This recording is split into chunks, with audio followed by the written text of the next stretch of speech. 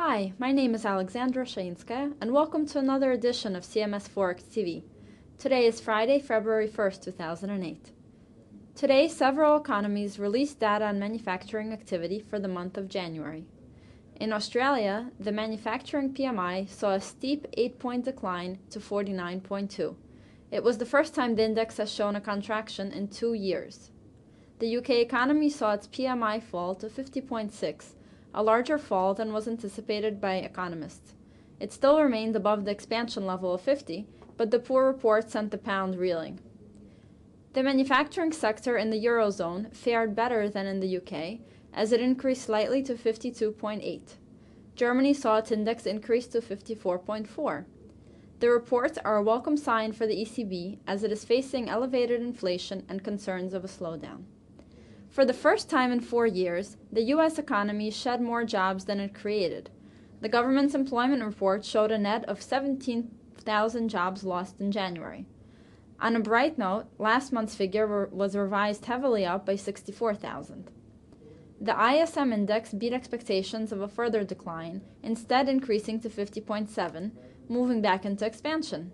Managers are pressured by higher commodity prices, as the prices paid sub-gauge recorded a rise to 76. The euro-dollar pair set a new weekly high, reaching 1.495, following the U.S. jobs report. It then reversed and receded below 1.48, a 160 pip swing after the better-than-expected manufacturing data out of the U.S.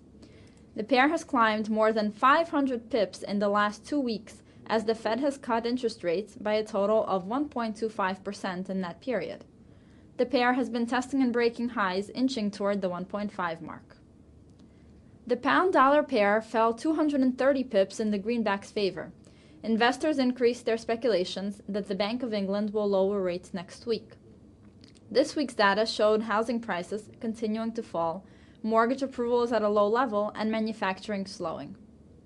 The dollar-yen pair moved back and forth in response to the 2 U.S. releases. First, it dipped 90 pips in the favor of the yen after the jobs report. Then it recovered those losses following the manufacturing report.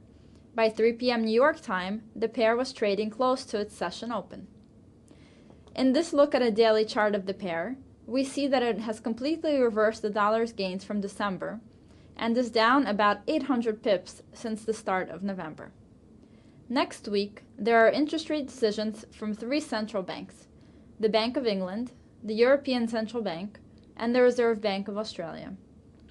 And that wraps up the week of news. My name is Alexandra Shainska. Thank you for joining us here at cmsfx.com, and see you next week.